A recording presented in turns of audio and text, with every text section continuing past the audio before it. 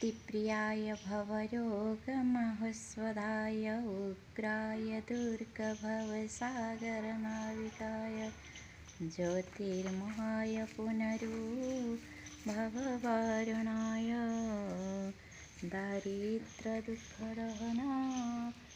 नमः शिवाय। ओम नमः शिवाय। से हेउचंती दारिद्र्य दुःख दहनाय, सबु दुख को हरण करती। से हेउचंती मृत्युंजय। से हेउचंती रोग निवारणकारी। तांको ही सदा सर्वदा डाकंतु। तुमे प्रत्येक बाधा विघ्न पारी हुए। तेणुकरी मोर आज टॉपिक जे प्रत्येक पिला मानंको मोर अनुरोध बापा माँ को सम्मान दियंतु।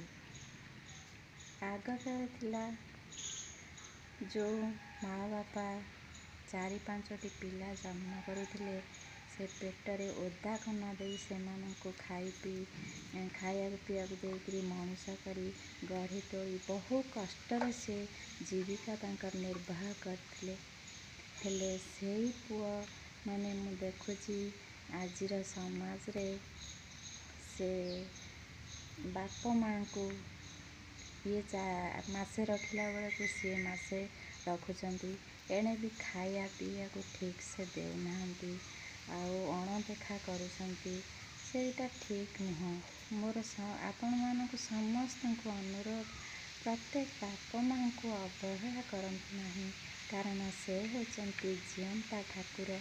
तांको जदि अवहेला अणदेखा करिबा आमर जीवन दुःखमय होइजिव।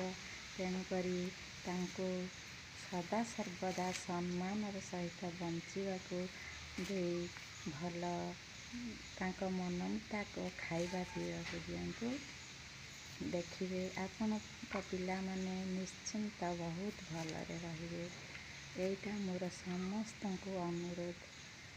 से गोटिए माँ है जेतेबेले 4-5टी पिला को खाइबा को सेतेबेले अभाव टाइम रे देउथिले।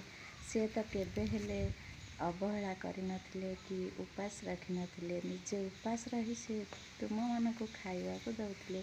हेले आजी कौन पाई तांको भाग बांटरे स्वीकार करुछ। तेणुकरी मोर अनुरोध आग्रहर सहित प्रत्येक बाप माँ को रखंतु। देखिबे तुमर चलापथ निश्चिंत कुसुमित हेब। ओम नमः शिवाय। मु आजी आनिथि रुटी गोरु माँ को दवा पाई सोमवार।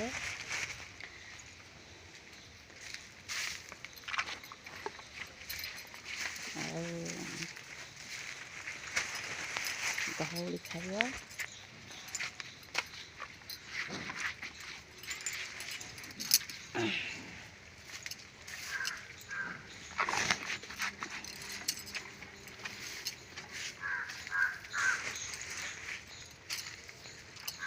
ଆଉ ନାହିଁ।